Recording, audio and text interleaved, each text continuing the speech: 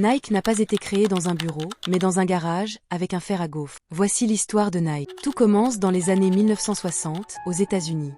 Un jeune étudiant du nom de Phil Knight, passionné par la course à pied, a une idée qui pourrait sembler folle: vendre des chaussures de sport japonaises aux Américains.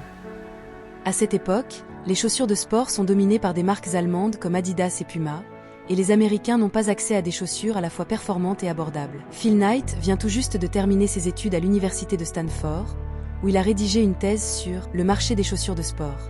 Son idée est simple mais audacieuse: importer des chaussures de qualité depuis le Japon pour casser la domination européenne. Il décide d'aller lui-même au Japon. En 1962, il prend l'avion, un simple sac sur le dos, et il se rend dans les bureaux de Onitsuka Tiger, un fabricant de chaussures japonaises.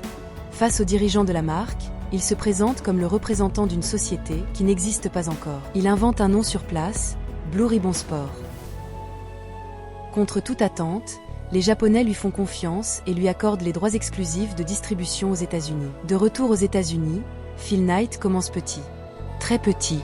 Avec $500, il commande ses premières chaussures, les range dans son coffre de voiture et va vendre sur les terrains d'athlétisme, directement auprès des coureurs. Il s'associe avec son ancien coach, Bill Bowerman, un passionné d'innovation. Bowerman ne veut pas seulement vendre des chaussures, il veut les améliorer.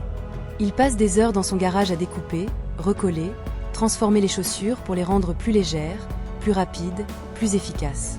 Le bouche à oreille commence à fonctionner. Les ventes grimpent. En 1965, il réalise $20 000 de chiffre d'affaires, puis 50 000, puis 100 000.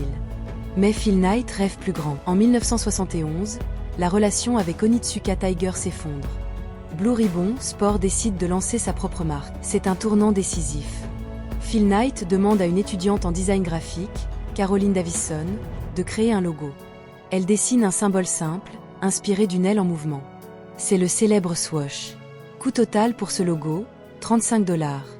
Ironie du destin, ce logo deviendra plus tard un des symboles les plus puissants du monde. Et le nom? Phil Knight voulait un nom court, percutant, facile à retenir. Un employé suggère Nike, en référence à Nike, la déesse grecque de la victoire. Knight n'est pas convaincu, mais il finit par l'accepter. Ainsi, en 1971, Nike est né. Au fil des années 1970, Nike innove sans cesse. Bill Bowerman invente même la semelle gaufrée après avoir eu l'idée en regardant un gaufrier. Cette semelle améliore l'adhérence et révolutionne la chaussure de course. Mais c'est dans les années 1980 que tout change. En 1984, Nike signe un contrat avec un jeune basketteur prometteur, Michael Jordan. Personne ne se doute encore que ce partenariat va transformer Nike, Jordan et même toute la culture du sport. La sortie des Air Jordan 1 est un véritable tremblement de terre. La NBA interdit la chaussure parce qu'elle ne respecte pas les codes couleurs.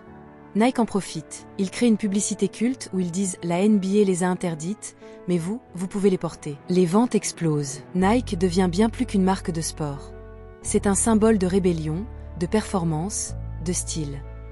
En 1988, Nike lance le slogan qui va changer l'histoire du marketing, « Just Do It ». Ce slogan est inspiré d'une phrase prononcée par un condamné à mort avant son exécution.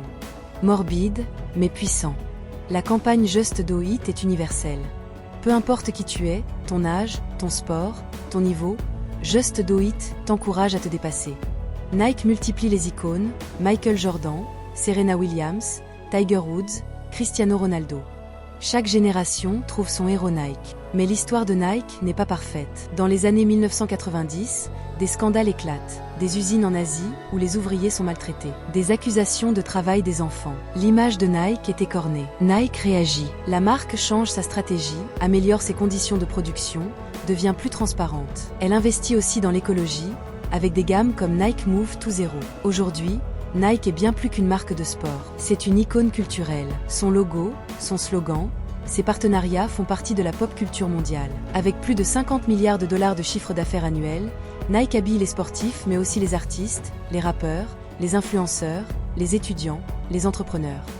Des baskets de running aux sneakers de collection, Nike est partout. Tout ça, grâce à un étudiant qui a cru qu'on pouvait vendre des chaussures autrement, et un entraîneur qui a cru qu'on pouvait toujours courir plus vite.